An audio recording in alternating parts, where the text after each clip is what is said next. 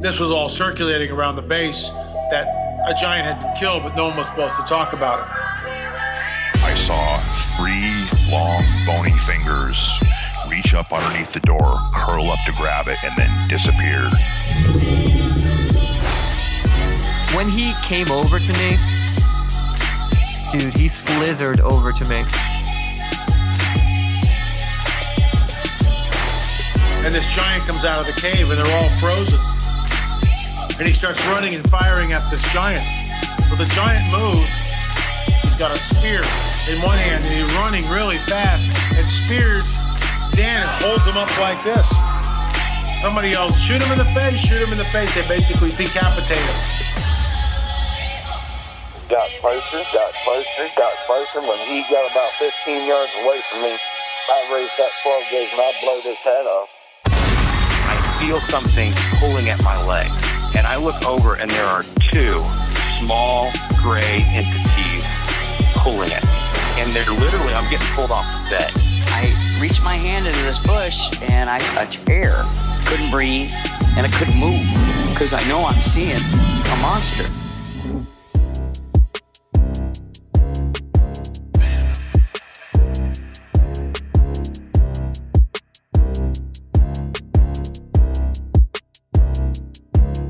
Yeah.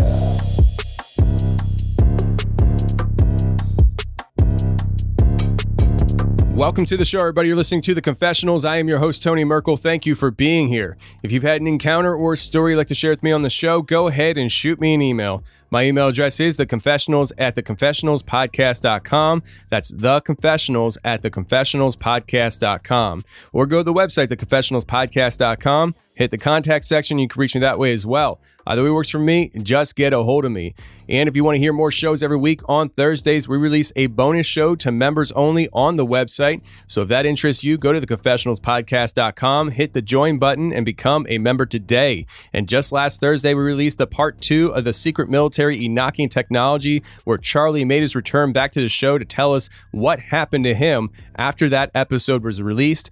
People have been loving that episode on the website, so if you missed last week's show, you have no idea what I'm talking about, well, the show's waiting there for you right there on theconfessionalspodcast.com for the members only section.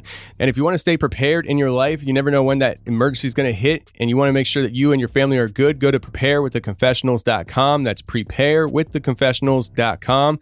And there you can get yourself emergency supply food and emergency gear that you will be prepared for in any kind of emergency, not just food, but all the survival stuff is right there at preparewiththeconfessionals.com. And if you want more video in your life, the YouTube channel for The Confessionals is up and running and thriving. Go and subscribe to The Confessionals on YouTube. That's where we're going to be releasing the Legion of Legends show that I'm going to be producing here shortly, and many more shows to come with Legion of Legends. If you don't want to miss an episode of that show, go to The Confessionals on YouTube, hit subscribe, because that's where Legion of Legends is going to be. And before we get to today's show, I want to give a special shout out to somebody who is a very faithful listener to The Confessionals, and that is Curtis Wyatt. And why am I giving Curtis Wyatt a shout out? And that's because he recently just celebrated 2 years sobriety, and I think that's something to be celebrated. So my friend Curtis, thank you very much for listening to the show, and congratulations on celebrating that 2-year sobriety.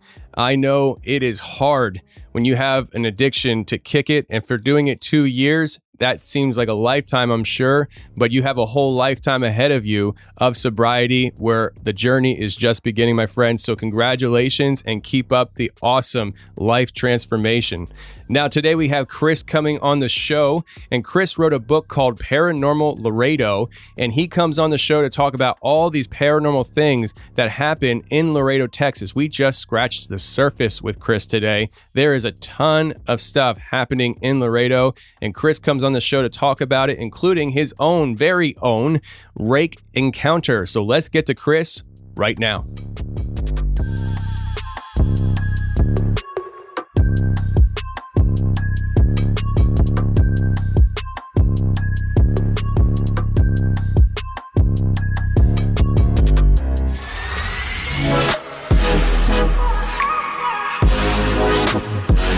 All right, today we have a great guest coming on. We have Sir Chris James. How are you?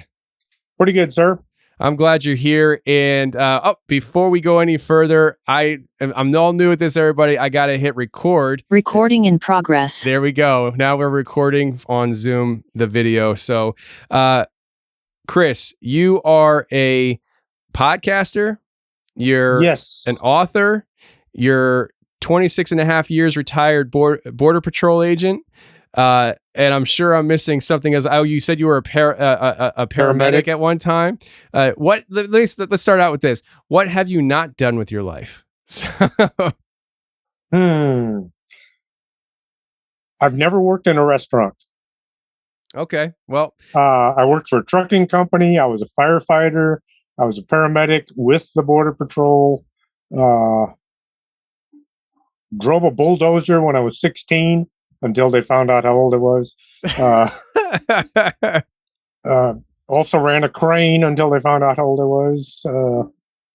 Just you name it, I've tried my hand at it. The border patrol was the funnest job I ever had, at least for the first 20 years. The last 6, it kind of went downhill a bit. When you start getting old and beat up, you can't perform as good as you want to, but I stuck it out anyway because as the paramedic, it's like, well, I don't have to chase anybody. They're laying on the ground. I just walk up to them. It's a weird situation, but it worked. No, it sounds like it. I mean, listen, you have worn many hats in your life, and your most recent hat is the podcasting and the writing books, which you've written a lot of different stuff. I started out writing horror, and I discovered real fast that the people that read horror, some of them are not very nice when it comes to reviews and emails and things like that. They expect everybody to be a Dean Koontz or you're really the best in the world. If you're not the best, they're going to tell you. So one day I got to thinking, well, why don't I write some humor? And I discovered real fast that humor is about twice as hard to write as horror. Because just because I think it's funny doesn't mean anybody else is going to think it's funny. So I was constantly having to say things to my wife to see if she would laugh.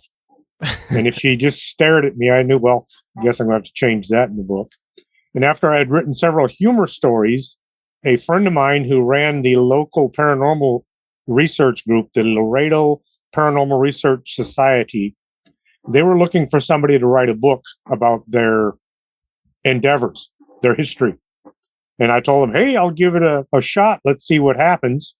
And so for the next year, I'm hanging around with the LPRS, going on ghost hunts, UFO sightings, reading all of their case notes, listening to EVPs over and over, trying to make sure that what I'm hearing is actually a recording of something and not something somebody's slipping over on me.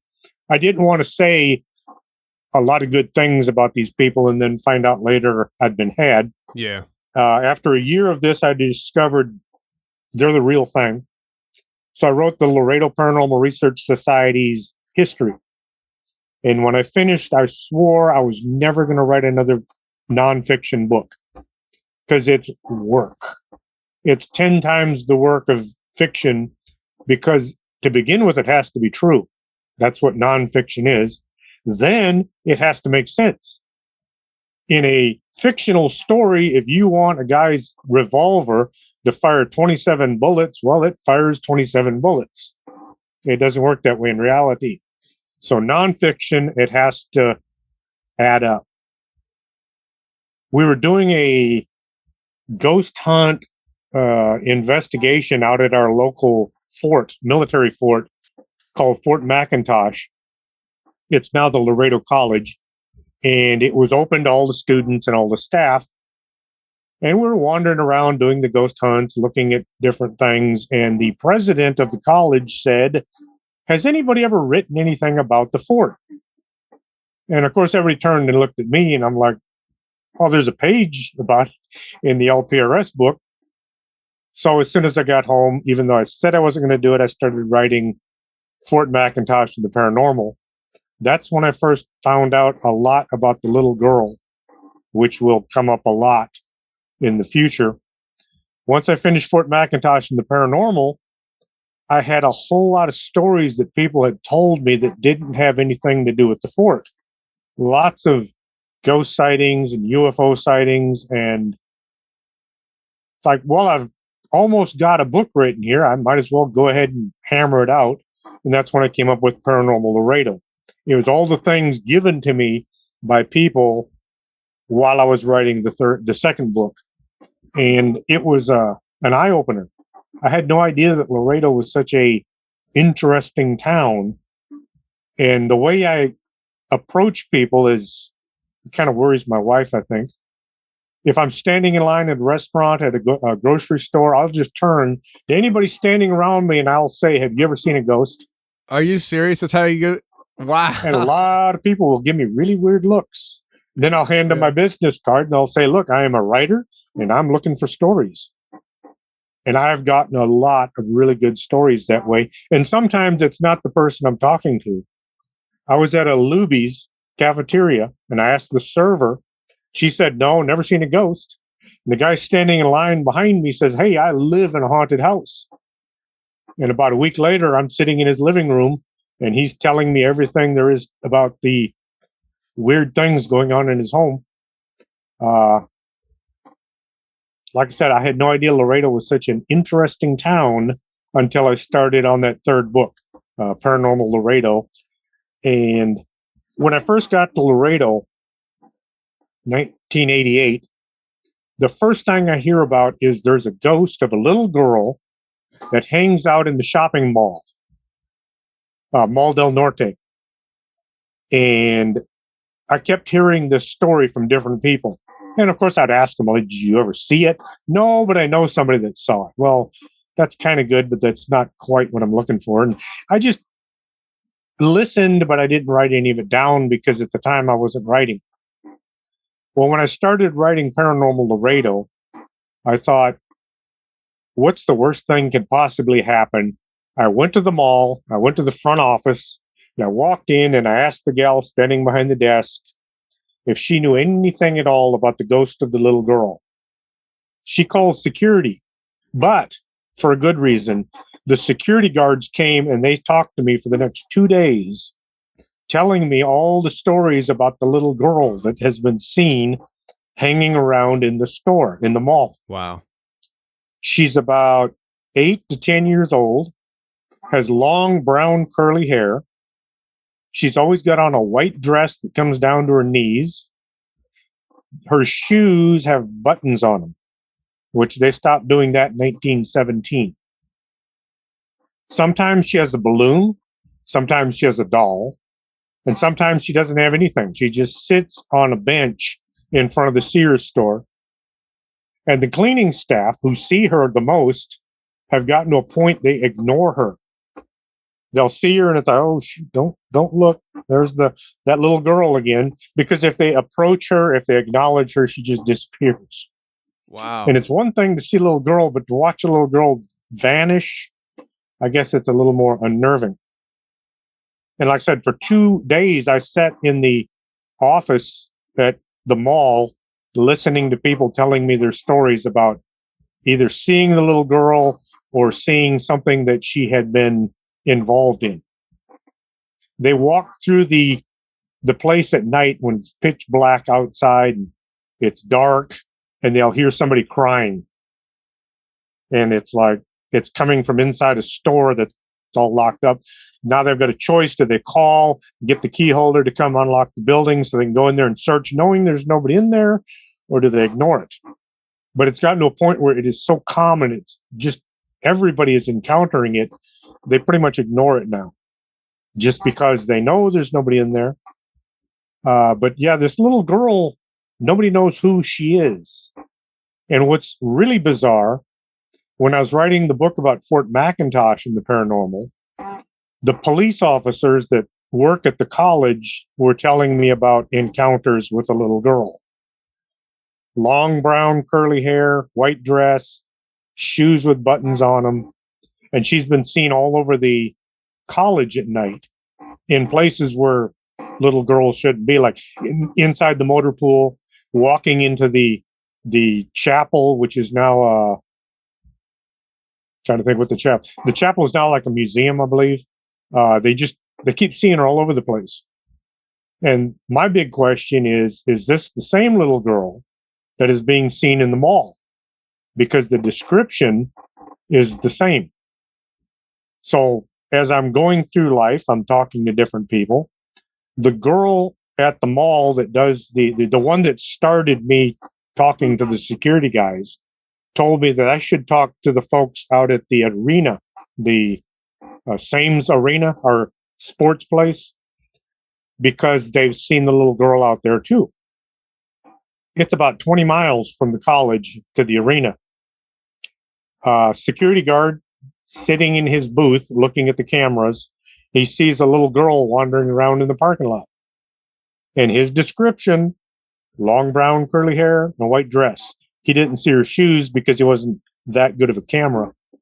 He sends the cleaning staff out to get this little girl because the arena is in the middle of nowhere. There aren't a lot of houses around it. The cleaning staff run into the parking lot. They're running around looking for this girl, and they call on the walkie-talkie like, "We don't see her. Where is she?" And the security guard said, "She's standing right next to you." And the cleaning staff turned and all ran inside, locked the door, scared the heck out of them. This same little girl has been seen in a school, walking up and down the hallway. Teacher sees a kid running around the hallway. They're supposed to be in class. So the teacher goes to see who this kid is, what they're doing, and kid vanishes. Been seen a few other places too. And it gets me to wondering, is it really a ghost, or is it something pretending to be a ghost? Like, the story of The Exorcist? Yeah, sure. The true story. Oh, this kid was trying to contact his aunt who had died, and something comes through the Ouija board saying, "Yes, I'm your aunt," and talks to him, and he talks to it. The next thing you know, he's possessed. He thought it was his aunt he was communicating with. Turned out to not be his aunt. What if this little girl isn't really a little girl? It's something else. These are the sort of things that pop into my head when I'm talking to these people, because why would a girl 8-10 years old, what would trap her spirit on this plane of existence? Doesn't make sense. They talk about the unfinished business. They talk about people who die in violent crimes or accidents. But for an 8-10-year-old, I don't see them having the same anchor keeping them here. So it makes me wonder, what is it that all these people are seeing? The prevalence is just shocking. If you look at the cover of the book, that picture that my sister-in-law drew for me, that is one of the stories in the book also. When this woman that works with this woman that my wife knows, I should say, used to live near the college, and late at night she would hear somebody knocking on the window. And she'd look out the window, and this little girl and this little boy would be standing right outside the window telling her to come out and play. And this woman's like, "No, my dad said I can't do it." She's about 8-10 years old at the time. The girl would go away, and then she'd come back a couple of nights later, knock on the window, invite her to come out and play. Well, finally, this woman told her dad what was going on, and her dad said, "That's crazy. That window's 5 feet off the ground. How can this little girl be standing up in the window?" The house is no longer there. They tore it down and built a warehouse there. But once again, the description, brown curly hair, 8-10 years old, white dress down to her knees. Same description, but all over town. And it's gotten me to wondering, what in the world's going on around me? Yeah. I mean, it makes you wonder, did back in the day, a long time ago, did the town of Laredo do some kind of seance or what, Couldn't find any record of it. I read the entire Laredo Morning Times archives looking for any story, anything about anything close to that situation. I could never find anything.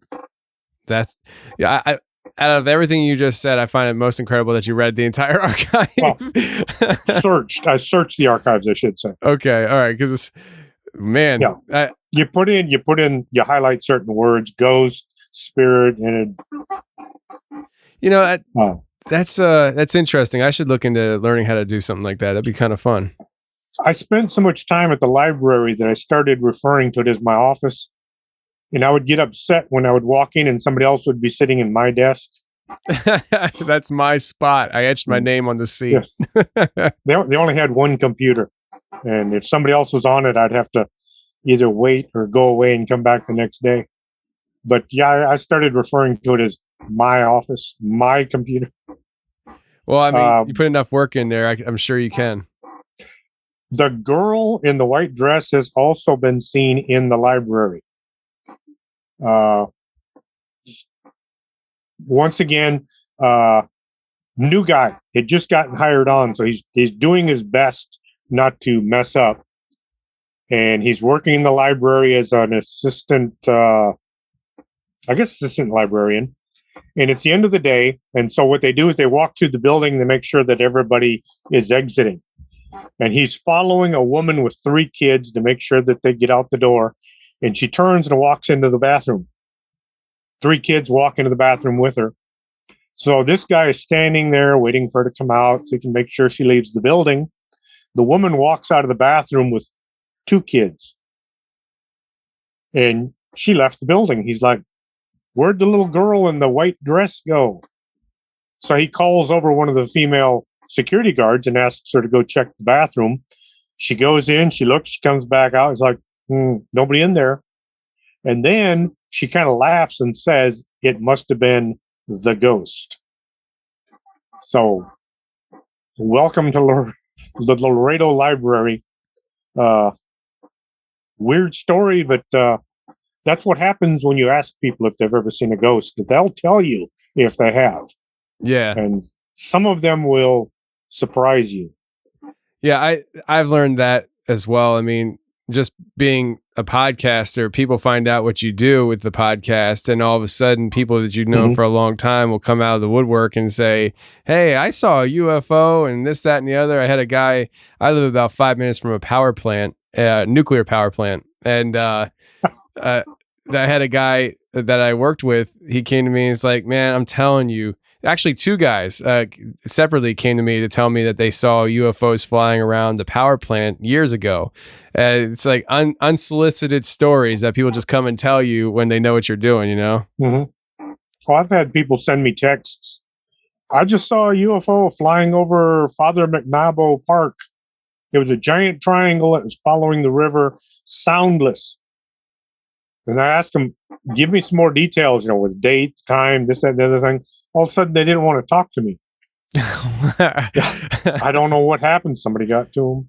Men in Black situation, I don't know. But they were very talkative. And then all of a sudden, they were very quiet. I don't know what happened. Do you think it maybe the idea of knowing that you could publish the story kind of scared them? I have a lot of police officers who tell me their sightings, their weird happenings, and they know that, I'll ask them, what name do you want me to publish this under? And they'll tell me, call me this, call me that, make up a name. A few of them have actually said, go ahead, use my name. I don't care. They're close to retirement when they do that. Sure. But a lot of, so I have a pretty good reputation with most people that they know, tell me what you saw, when you saw it, tell me what name to use. It has to be a story that I'm going to believe. It has to be a story that they believe. They actually saw it, they've heard of it, but they don't have to use their name. And so it was a struggle when I was writing Paranormal Laredo, trying to assign names to people that I hadn't already used. I think I may have used the same name for 6, 7 different characters, simply because I'm not that creative when it comes to They're coming up Yeah. with good names. We're in the same boat because sometimes when I need an alias and stuff, I wind up using the same name for everybody. It's like, oh, you need an alias? Well, you're Ryan. And oh, you need an alias? Well, you're Sarah. Well, I just used 5 Ryans in about 5 weeks, So I'm very unimaginative when it comes to names as well. The little girl of Laredo is popping up everywhere.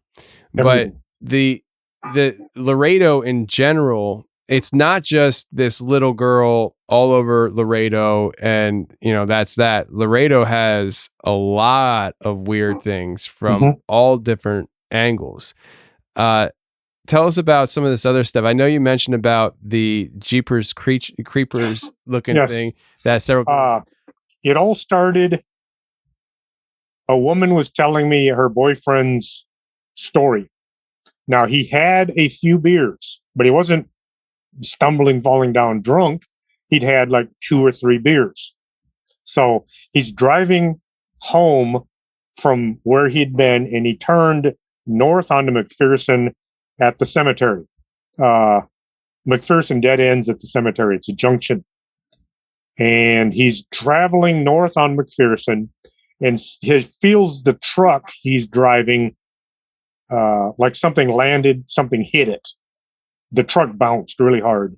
And he looked in the side view mirror thinking, oh my God, I hit a dog or I hit something. And then he looks back over his shoulder, and he said this huge bat-looking creature was in the bed of his truck. He said its elbows are resting on each fender. This was a full-size pickup. He looked back, and the first thing that ran through his mind was, I've got the Jeepers Creepers creature in the bed of my truck. And it scared him so bad he stepped on the brakes. This thing slid forward and slams into the rear window, which is right behind his head. Bad idea. Now he's got this thing, it's like 6 inches from his neck. He panicked, hit the gas really hard. So the creature slid backwards across the bed of his truck, hit the tailgate, flipped over, and he continued about 100 miles an hour for the next 20 blocks, hoping that he wouldn't encounter a police officer because he's got beer on his breath. And how is he going to explain that he just had this Jeepers Creepers in the bed of his truck? When I heard this whole story, I thought, well, okay, maybe he had an overly bad imagination. Maybe he had more than 2 or 3 beers, but I'm not going to say that to him. Well, then I am talking to a woman, and I just asked her, hey, have you ever seen anything weird? Ghost, UFO, cryptid? And she said she was sitting on the tailgate of her truck on the south side of town, which is quite a ways from McPherson. And her and her friend, they're sitting there talking back and forth, and they saw something big fly over their heads. Now, it was dark, but it wasn't pitch dark. They both looked up, and she said she saw the character from Jeepers Creepers fly over her head. She was so freaked out that her friend had to grab her, drag her to the front door of her house, and like just push her through the door, then jump in her truck and take off. I thought, man, that's pretty weird that 2 people would both describe the same creature. They said it looked like the creature from the movie. It had great big bat-type wings. It was shiny, and it had a really nasty-looking face. It's like, well, 2 people seeing something, that gives it a little more credibility. So I'm asking around as I go from place to place, have you ever seen a ghost? Have you ever seen a UFO? Have you ever seen a cryptid? Another person says that they saw a giant bat flying over the Laredo College South Campus, which is even farther south from where the girl had been.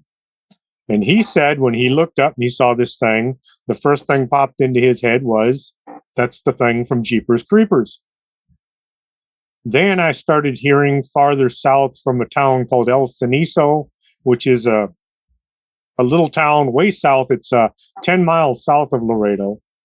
They would see this thing standing on the side of the road at night, driving in and out of town. 4 different people reported seeing it. And it kind of makes me wonder what in the world is flying around up in the skies of Laredo. We've got 8 reports now of this thing, and everybody comes up with the same description. They'll say, "Did you see the movie Jeepers Creepers?" That's what I saw.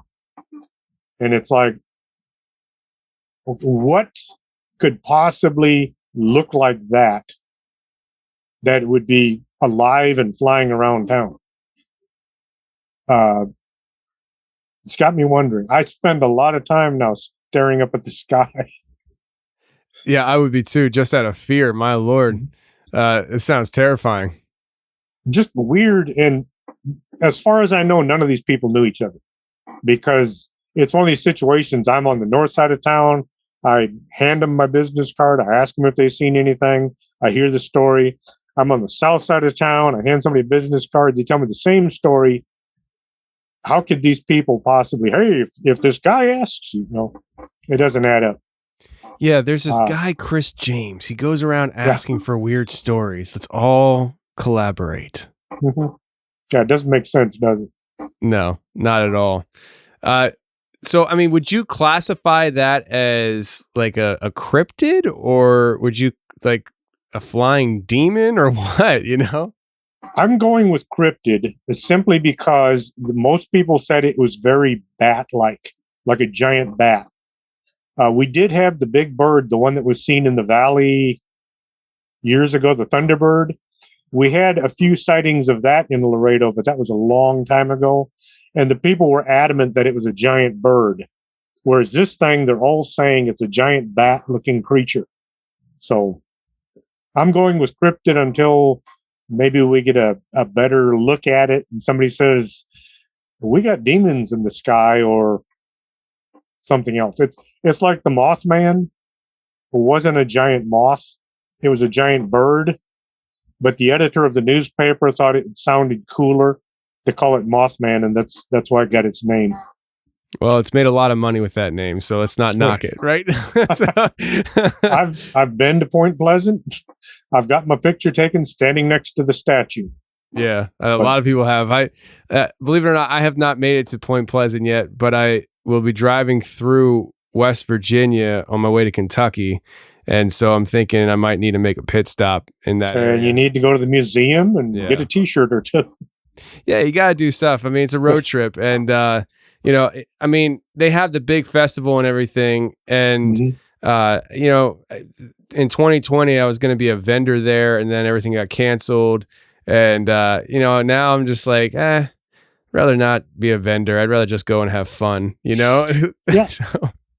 When I was in Edinburgh, I went there to sell books at the UFO conference. I missed the conference. Normally, when somebody's on stage talking, everybody goes and sits down, and then they get up and they come back to the vendors' tables, and then they go back and sit. Didn't happen this time. I was flocked the whole time, and I missed everybody's stories. Yeah, I caught the last half hour of Nick Pope on stage, and that was it. Yeah, that's the thing. I mean, I don't know. I just feel like for me, I'm not really into the whole vendor thing. If I'm going to go to these things, I'd rather just kind of go and chill out, have fun, hang out. But I think it seems like maybe the best time to go to Point Pleasant is when nobody else is there. Yeah, you can get in the museum. You don't have to wait for people to get out of your way. Yeah. We were there. We had the whole place to ourselves. That's nice.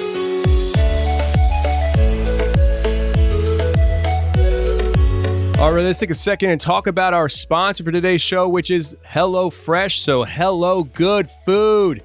I freaking love HelloFresh. Not only are they giving us great deals, but they also give you jaw-dropping flavor, bust your mouth open, I'm in heaven goodness stuff right there on your kitchen table. HelloFresh is great because it cuts out the stressful meal planning that everybody hates. How many of you say to your significant other, hey, what do you want for dinner this week? And what's the answer back more often than not? I don't know.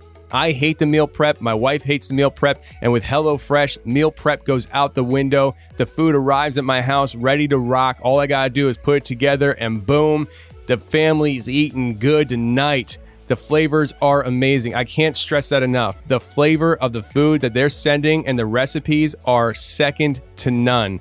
Not only is the food great and the convenience is there, but HelloFresh is 28% cheaper than shopping at your local grocery store and 72% cheaper than a restaurant meal without sacrificing any quality. That, I don't know what else to say other than, what are you waiting for? And if you want to actually change your meal, if you want to change your plan, it's easy because they have an app. You can do it within minutes. Anything from your delivery day to your food preferences to even the size of your meal plan. It's all right there in the app, convenient there, waiting for you. And right now, go to HelloFresh.com. This is the best part. I'm telling you, this is the best part. Pay attention. Go to HelloFresh.com/confessionals14 and use code confessionals14 for up to 14 free meals plus free shipping.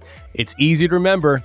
Confessionals14. If you want that 14 free meals, go to HelloFresh.com/confessionals14. Use that promo code confessionals14 for up to 14 free meals plus shipping.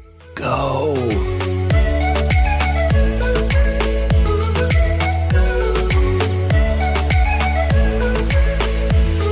So that's the Jeepers I always mess that up. Jeepers Creepers creature. Yeah. Say that 10 times fast. And but Texas is a state that I've been hearing more and more people talk about. Well, down south, but Texas as well, about the Rake. And that's something that's been popping up on your radar as well, on a personal level, as well as other people seeing these things, right? Yes. My wife and I had gone to San Antonio for whatever reason. We used to go there a lot. Haven't been there in a while. Haven't been there in about a year and a half now. But we used to go to San Antonio all the time. And we were coming back. It was getting close to midnight. My wife was asleep.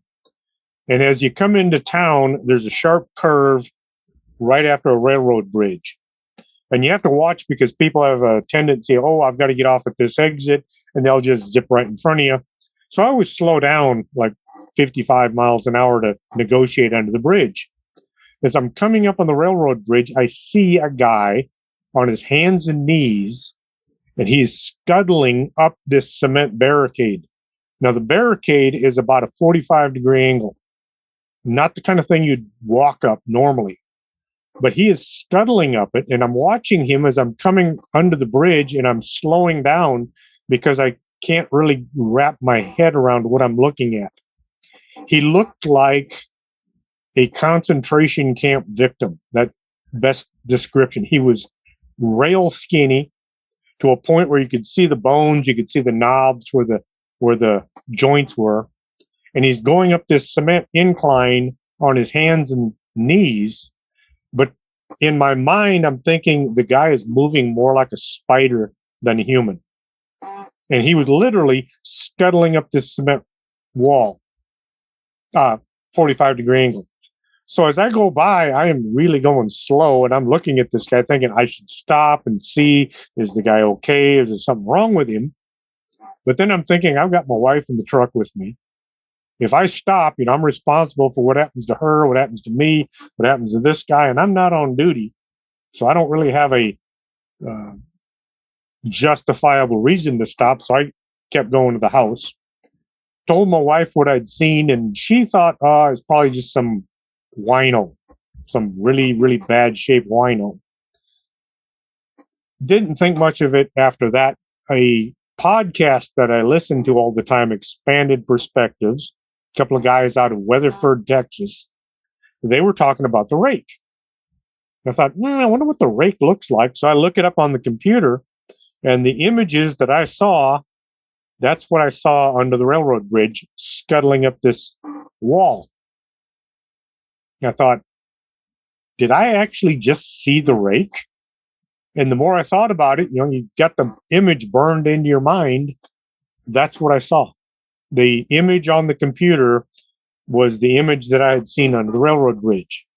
So I thought, well, that was just plain weird. I'm writing the book Paranormal Laredo, asking people for stories. And the guy says, well, me and my buddy were coming back from Encinal, which is partway to San Antonio.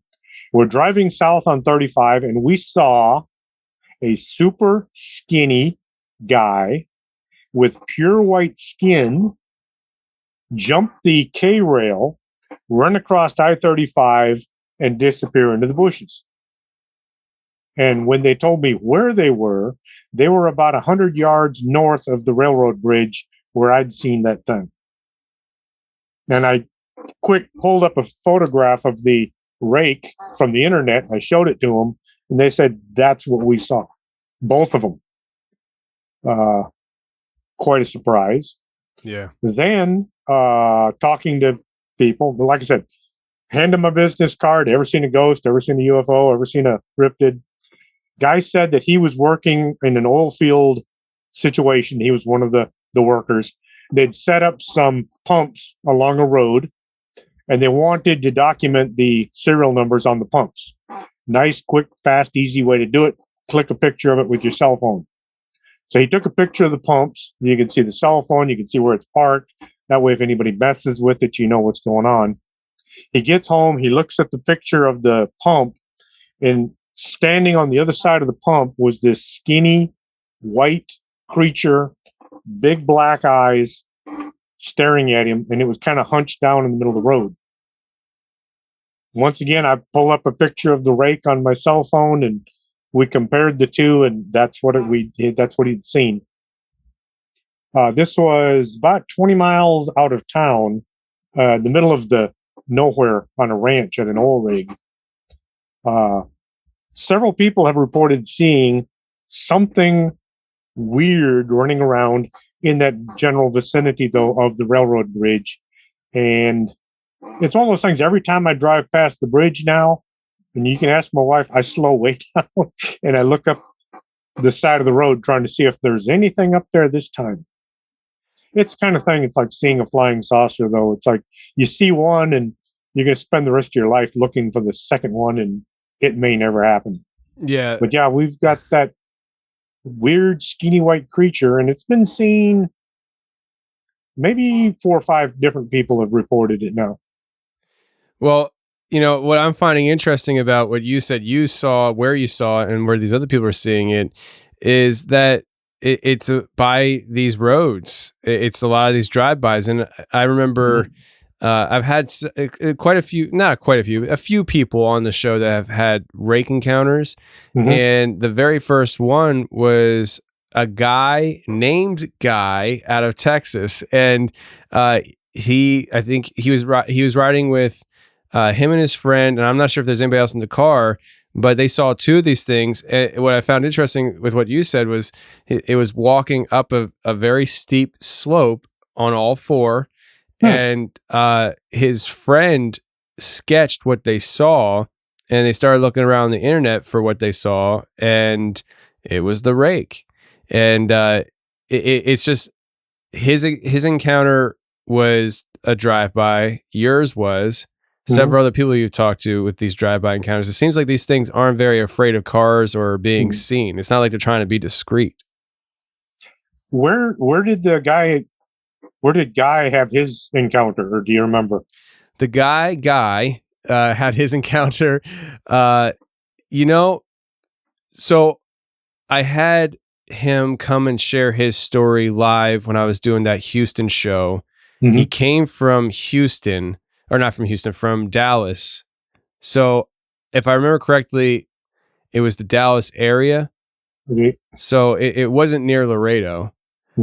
But because I know Texas isn't like Rhode Island where every town's a next door neighbor. Houston is the size of Rhode Island.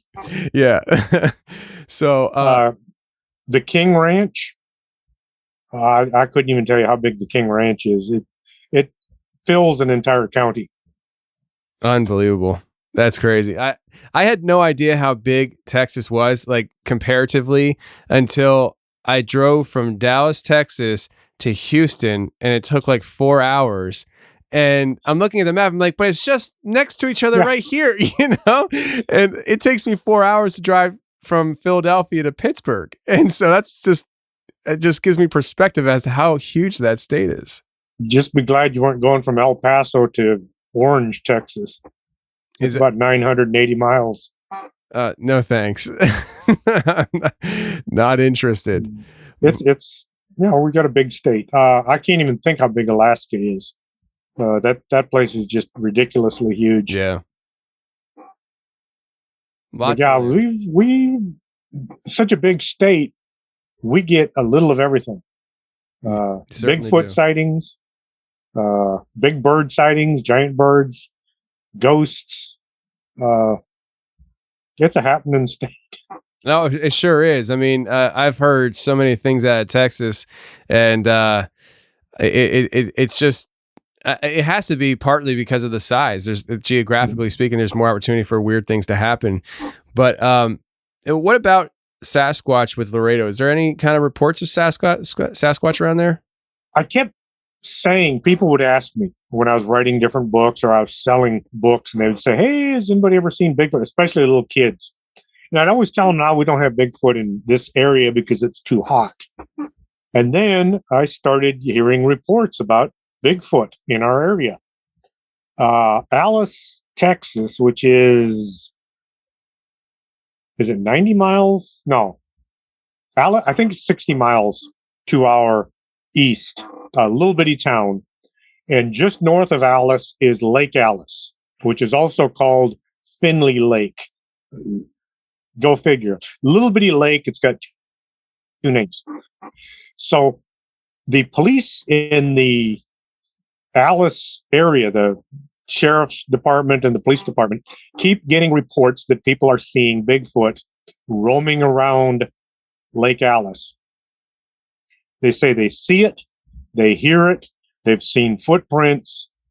They swear it's out there. So the police have actually taken the reports. I was surprised because I drove over to Lake Alice. Well, I drove over to Alice, Texas, and I asked at the police station about it. And there's, let me get you to talk to so-and-so. They've got all the reports. And it's a pretty prevalent thing. It's not a big lake.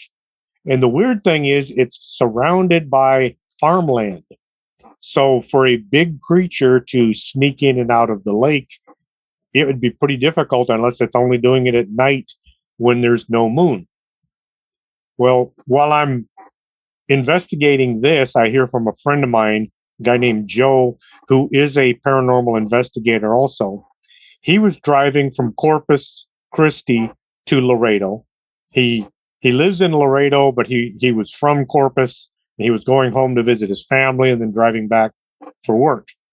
He's traveling at about 4:00 in the morning, and he's on 59 coming from Freer, which you've got Laredo, Freer, Alice. He's coming from Freer halfway to Laredo, and he sees a couple of deer standing on the side of the road. Well, when you see deer standing on the roadside of the fence, you slow down because these things aren't the smartest creatures in the planet. They've been known to run right out in front of your car. So he's slowing down just to make sure these two deer don't run in front of him. And he looks and he sees this creature standing on the other side of the fence from these two deer. And the first thought through his mind is, that's Bigfoot. He kept going down the road a little ways, slammed on his brakes because it's like, oh my God, I just saw Bigfoot. He turns around because he wants to get another look. As he's coming up on the spot where these two deer had been standing, he said he was suddenly overcome with this horrible feeling of terror. He said it was one of these things, his hands are shaking on the steering wheel. And he's afraid that this thing is going to come out of the woods, out of the trees, and attack him. The feeling of terror continued until he was about a half mile down the road from where he'd seen this thing. And then it was gone, and he felt okay again. And then he realized he's heading the wrong direction. He's got to turn around. He's got to drive back past this thing again. And Joe, I don't think you had anything in the vehicle, maybe a tire iron. And he was thinking, this thing is huge. It's like 8 feet tall. Compared to the fence was 4.5 feet tall to the top wire. So this thing was a good another 3.5 feet above that. So he's figuring it's about 8 feet tall. And He said it was all he could do to turn around and drive back past this spot. Once again, knuckles white on the steering wheel, shaking, sweating, not wanting to see what he had wanted to see just a minute ago. And he just kept on going all the way to Laredo, just happy to still be alive. Now, I thought that's pretty unusual, but you lump that in with what's going on at Lake Alice, and it's like, maybe there is something going on around here. Have you ever heard the expression "a woo"? Oh yeah, absolutely. In fact, I think people would call me woos at times the way I talk. So call me whatever you want to call me. Woo woo, I don't care, whatever. I have been christened with that name by a lot of the Bigfoot community. Okay. Because I entertain the concept that possibly Bigfoot is not a flesh and blood creature. Maybe it is transdimensional. I think only in this community of the paranormal, not just Bigfoot, but in the paranormal, if you're not willing to entertain thought on so many different levels, then I think you're going about it wrong. This is paranormal. These are things that are normal. Yeah. But you want to define it and think about it in your normal frame of mind for your own feel goods. I'm sorry, it doesn't work that way. I've had people talking to me about Bigfoot because they know I'm interested. I go to the conventions, and as soon as they find out that I'm one of those people, they don't want to talk to me anymore. Well, I'll talk to you. It's like, I don't care. If I spent the rest of my life worried about what other people thought about what I thought, I wouldn't be able to get anything done. I was at a Bigfoot conference one time, and this guy comes up and he's talking about, we don't want these fringe people hanging around and with their weird ideas about UFOs. And as he's talking, all of a sudden his eyes roll up and he's looking at my baseball cap, and it said UFO magazine on it. And I'm a good 6 inches taller than this guy and probably a good 80 pounds heavier than him. You know, I work out. And all of a sudden he got this scared look. He said, it's like, dude, I don't care what you think of me. But he didn't want to talk anymore. But yeah, we've had recently, which is also in the book Paranormal Laredo, a police officer was contacted by a man on the south side of town who said, to begin with, he thought he saw a bear walking across Napita Mangana Road, which is right next to the Walmart superstore. Big, brand new Walmart. No sales, no checker outers. It's all, you got to check yourself out. Anyway, he said he saw a bear crossing the road right behind the superstore. And as he's talking to this police officer that I know, and the guy's story, he's getting slower as he talks, and he's getting slower, and he says, you know, that thing was walking on 2 legs. And then he actually looked at the police officer and said, I think it was Bigfoot. There's a huge field behind this Walmart store. I mean, it's just nothing out there. If you look at it on Google Earth or you look at it on a map, you'd think, oh, that's wide open. But you get back in there and you can't see the building. You can't see any of the roads from back in the brush is just super thick. Moments later, a second motorist, the same location, talking to another police officer, is giving the exact same description. And he said, I saw Bigfoot walking across the road right back there. And this is 2 guys telling the story. They're actually willing to tell the police what they'd seen. And when the police officer was telling me, he was like, I don't know what the guy saw. We went back, we looked, we didn't see any footprints. The thing just walked off the planet. Vanished. That's woo. That's woo. I'll tell you, man, Chris, the very first time I ever went to a Bigfoot conference, I was christened with the, you know, the we don't do the woo woo thing around here. And I honestly, back then, I didn't either. I was like, because I didn't really. I was just new into looking into the topic, and I, as far as my limited perspective from these things, I hadn't talked to people about their encounters or anything like that.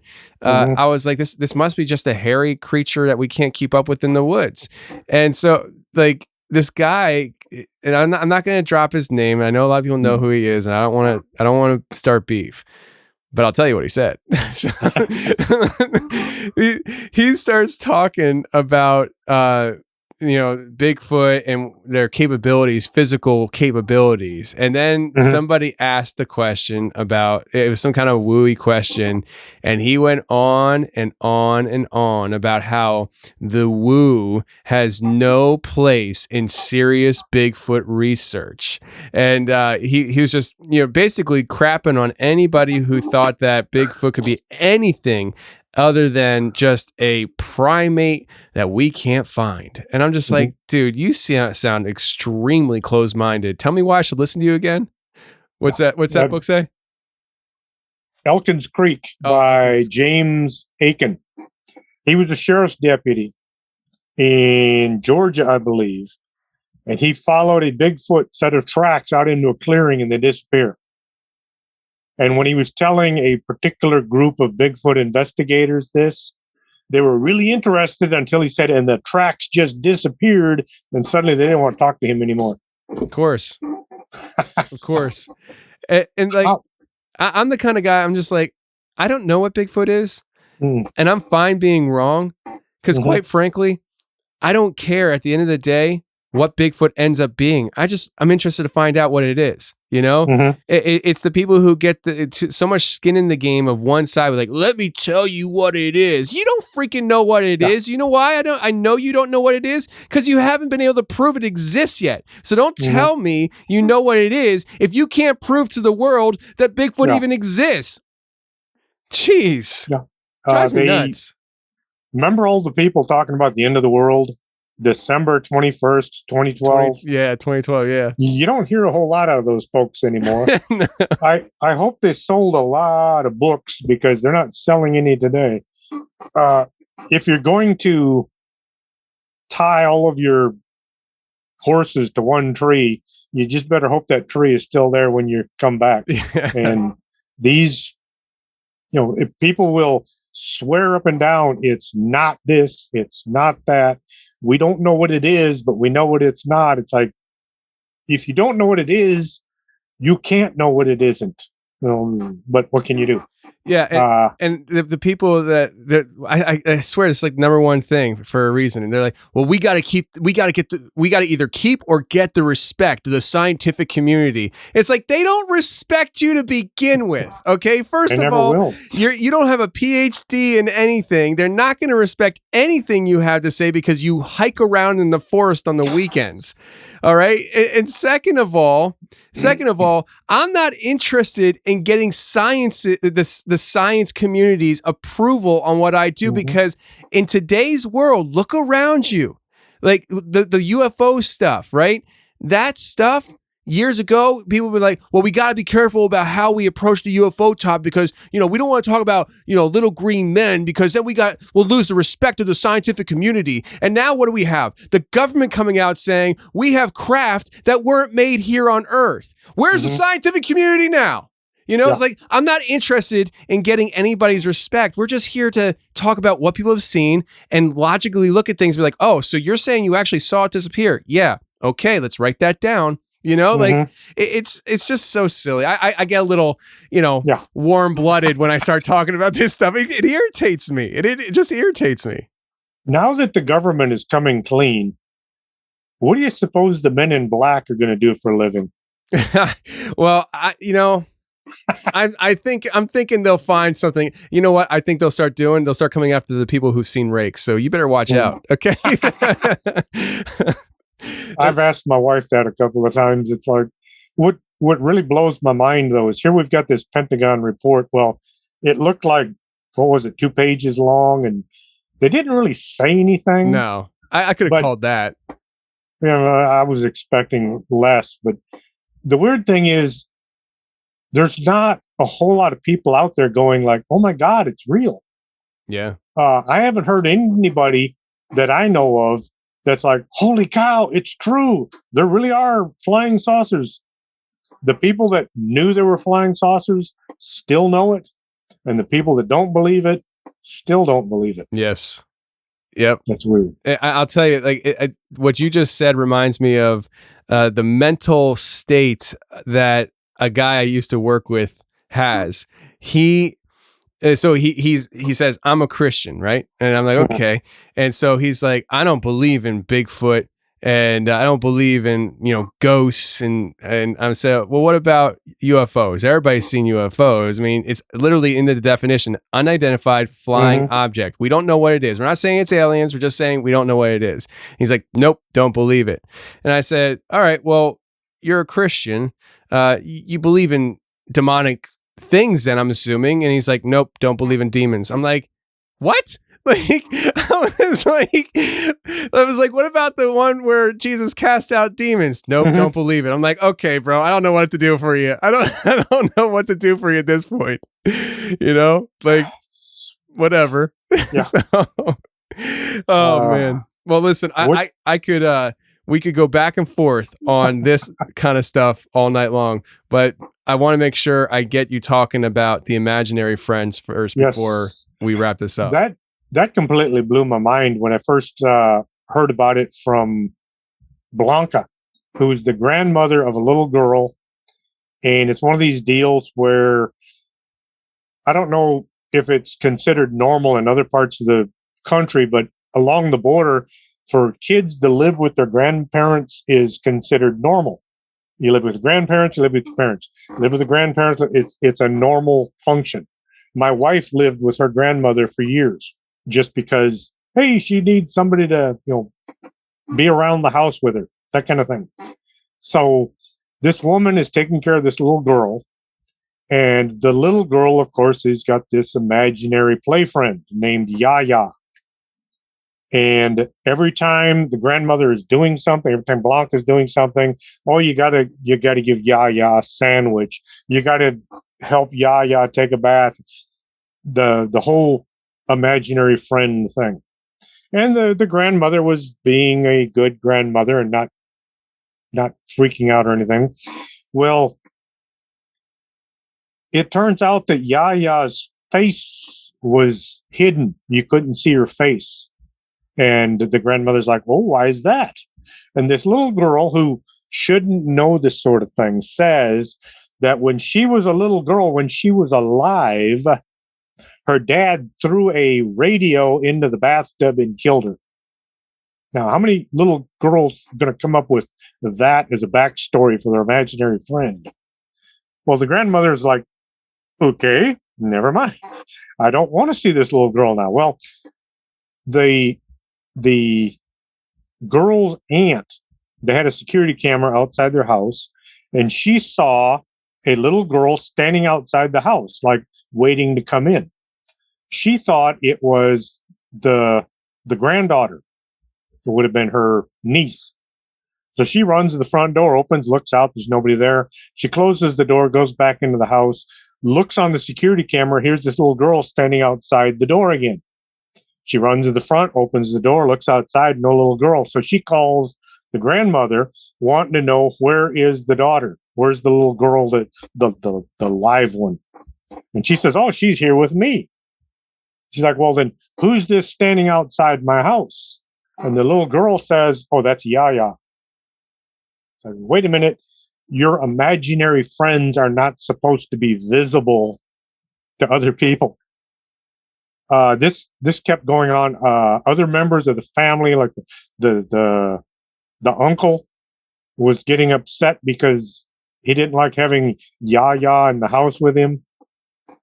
And it just kept getting worse and worse. Well, the shop I go to get my coffee a lot, the Organic Man Coffee Truck, best coffee in the world. They don't sponsor me, but I get a lot of coffee there. I've been there talking to him, and I mentioned about this imaginary friend, and the girl behind the counter says, my niece used to have an imaginary friend who would hover up in the corner of the room and look down at her. It's like imaginary friends are supposed to be down there on the floor with you to play with. They're not supposed to be hanging around up by the ceiling, making ugly faces, keeping you awake at night when you're supposed to be asleep. But it's gotten to a point where you wonder what these imaginary friends are. They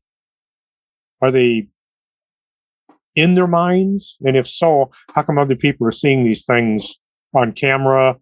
People are hearing them moving around the house at night. The gal at the coffee shop was saying that she'd hear somebody knocking on the window at night, 2-story house, and somebody's outside the bedroom window knocking.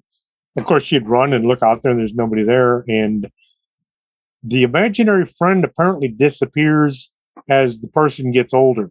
They stop showing up. But Yaya has been showing up until recently.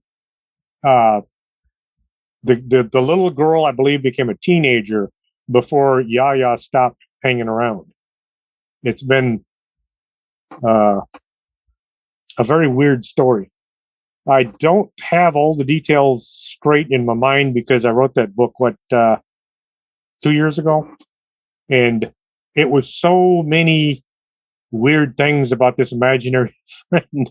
But Yaya, like I said, other people saw her, other people heard her. And the whole time it's supposed to be this imaginary friend that this little girl had just come up with off the top of her head.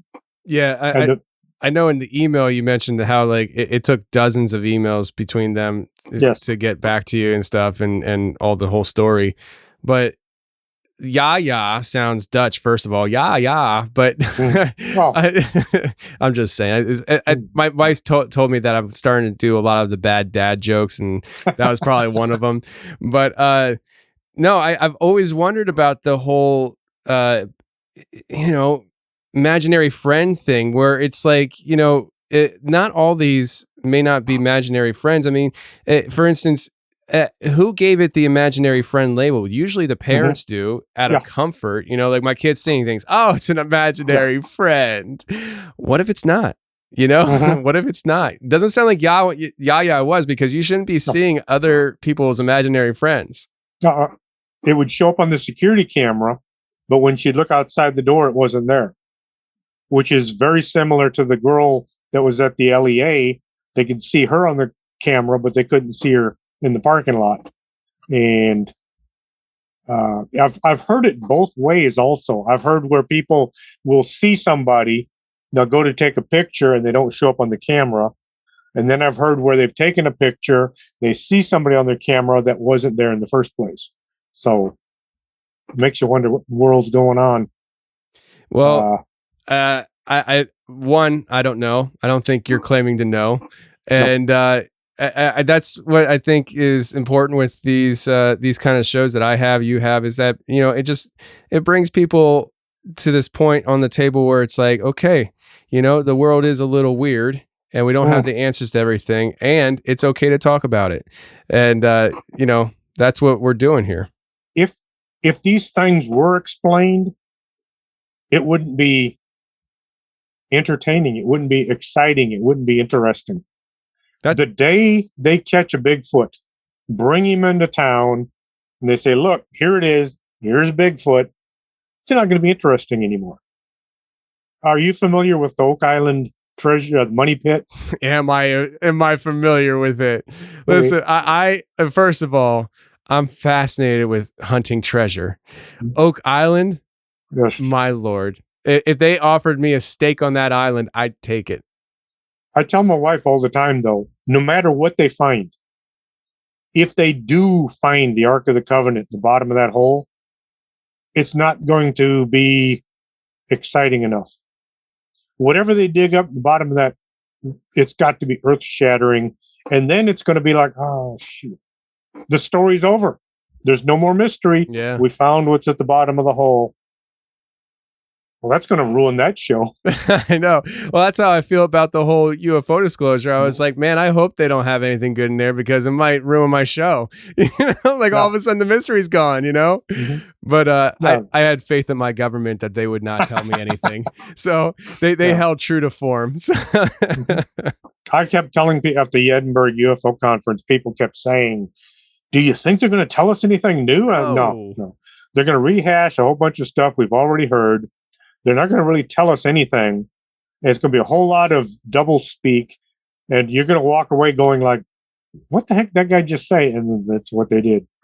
Exactly. I can't tell you how many people were, are you looking for the disclosure? Are you excited? I'm like, listen, if it's worth anything, I'll hear about it from you first. So, that's the way I approached it. I was like, they're not gonna, no, not at all.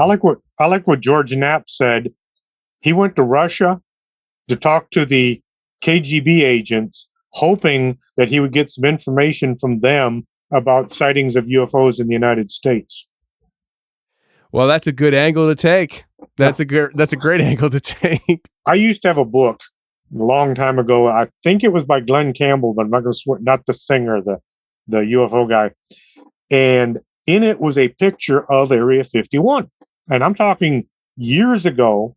And I found out later that it was actually against the law to have that photograph, even though it was in a book that I had bought.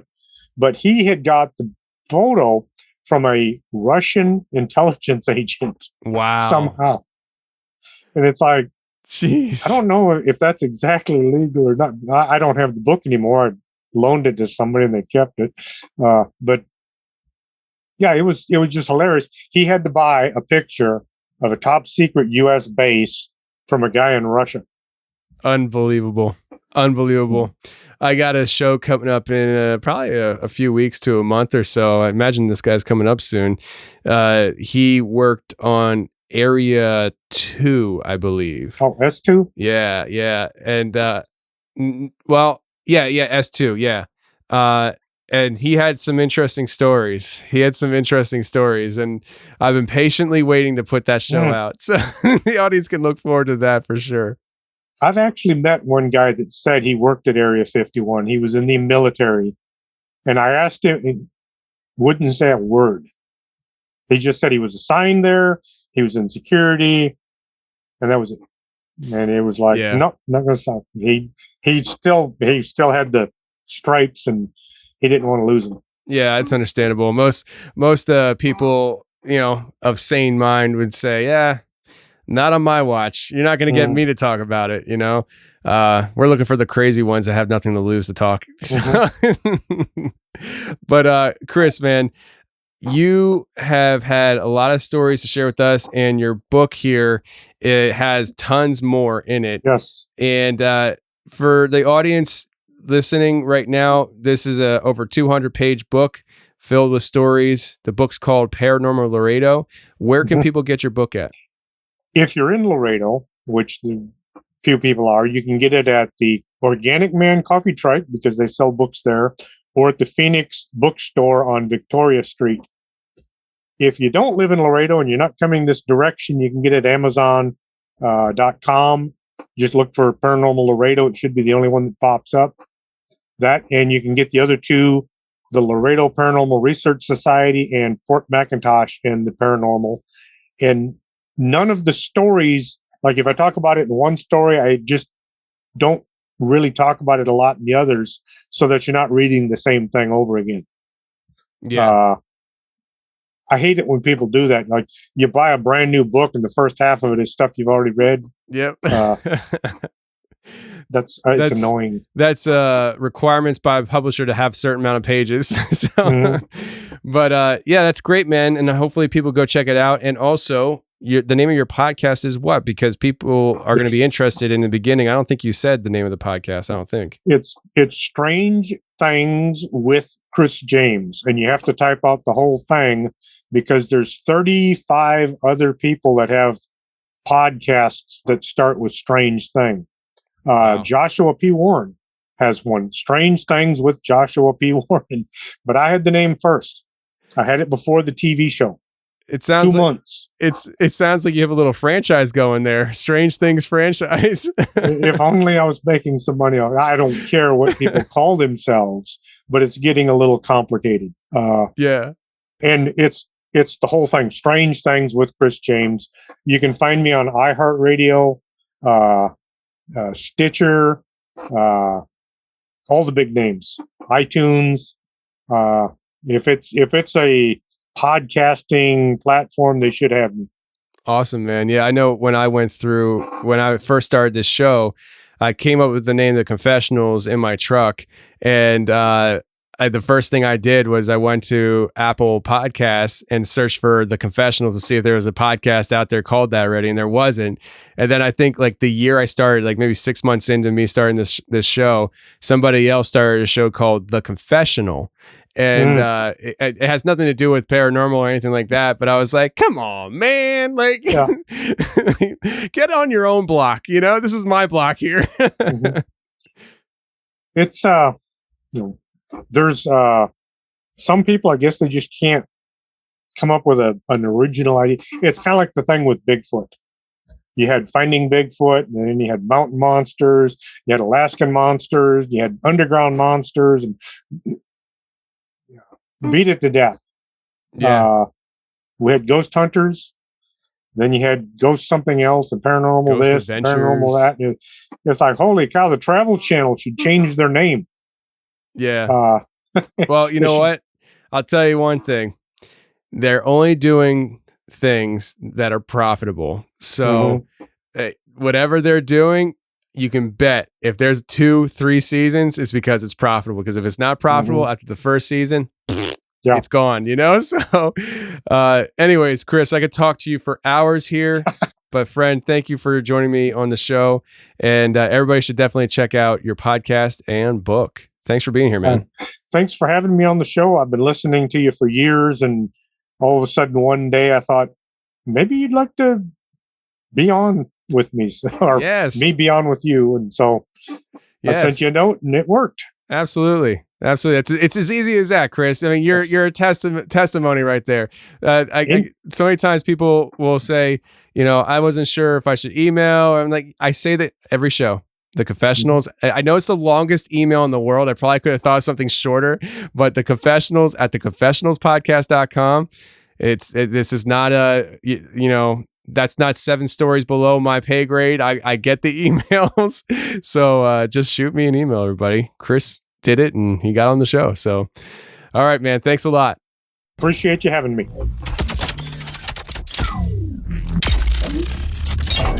Well, that's the show, everybody. I really hope you enjoyed it. And if you did enjoy it, please share the show with your friends. I don't care where or how you share the show. Just share it, because that's the best thing you can do to help this show grow. You all got cell phones. Take the link of this show and text it to everybody in your phone. Just spam the heck out of them. I'm sure they're going to thank you for it later.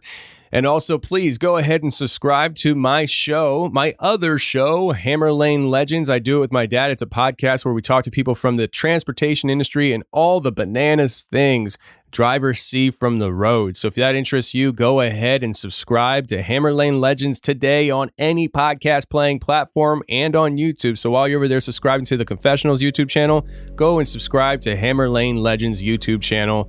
Thank you very much. And until next week, friends, stay safe, take care, and remember, the truth will set you free, but first it'll piss you off. Bye.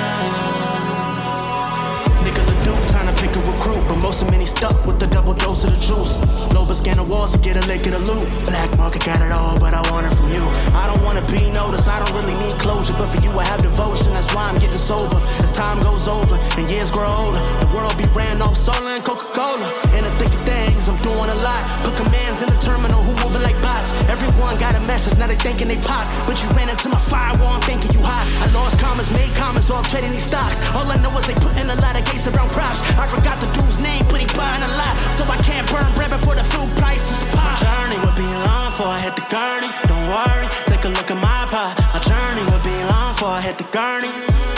I ain't even at a curve. See, it smells good when you move like you should. Y'all signs coded minds, wherever it's gentrified. You take a peek to the hood from your house on the inside. Your home, I advert the feature so with more pride. Everyone drive rovers, everyone for their clothes is full of clothes and miscellaneous bore. I only wrote this verse cause schedule was a fool. And I'm sick of young someone, no shed metal and tools. Yeah, trust in science and make believe medical rules. Yeah, we just need armor, not big pharma. We just say prayers, only good karma. Faster with sauna, plus time with daughter. We a suit of dust, is it you I trust? God in my rear view, I reached to adjust. He told me lift my head, but watch my steps. These chances he gives a land community chest. Cause the world monopolizes anything left. Just peas in the pot as they piss in the pot. I transition from a human to a god. I'm walking in his image, this isn't a mirage. Yeah, the game hurts. That's why I configure the framework to disintegrate a subject. You will aim for the brain versus mass adoption. Got us breathing in toxins. What are they concocting? Why they got us all boxed in? The sweet is sour, the calm's obnoxious. You're a coward, ignoring the nonsense. A garden reward, maintaining flowers. Once again, I brought this life from the powers. Nicola. You're so connected with all the infections and all the inceptions. You're barely human. All your perceptions so misdirected with no reflection. You're barely human. Sell pieces of you to become something new. You're barely human. You're barely human. I woke up in a paradox. Everybody say they wanna be free, but they slaves to tech. They say your files corrupt. Put a swab to your mainframe, wipe you clean. That's a clause to the reset. On the same IP, so they chain my feed. Facts pass ain't safe, it's a fake ID. Lil J.I.T. Quick consuming what they selling, they lying like AOC. Abuela, abuela, I cannot save ya. Trump did this to you. We'll take no favors from anyone. Part of their program to sex it up. They get you drinking from a septic cup. You ain't septical, I messed them up. When I came through like Cuddy and I dressed them up, I blessed them up, possessing them.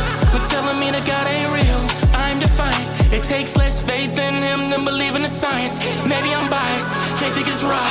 Maybe you're right, look at the minds. I ain't here to crumble, let's build an alliance. But being compliant, waiting for the bullets to fly.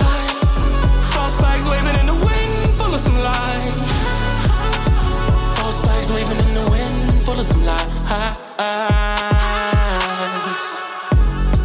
You're so connected with all the infections and all the inceptions.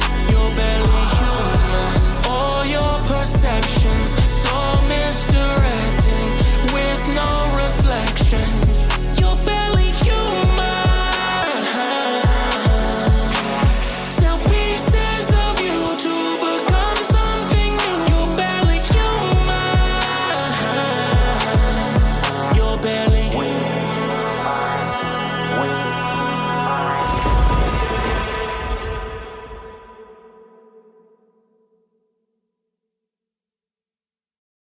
Hey, thanks for watching the Confessionals on YouTube. If you like what you heard, hit the subscribe button, hit the share button, and hit the like button. That would be a great help to me. And if you want more of the Confessionals on a weekly basis, every Thursday I come out with a special show just for members on my website. So if you want to check that out, go to theconfessionalspodcast.com, hit the join button, and become a member today. And every Thursday, you'll get a new show, and you can binge on previous shows, which there's almost 100 of them. So if you love the show, go ahead and check it out. But thank you very much for being here on YouTube and checking out the channel.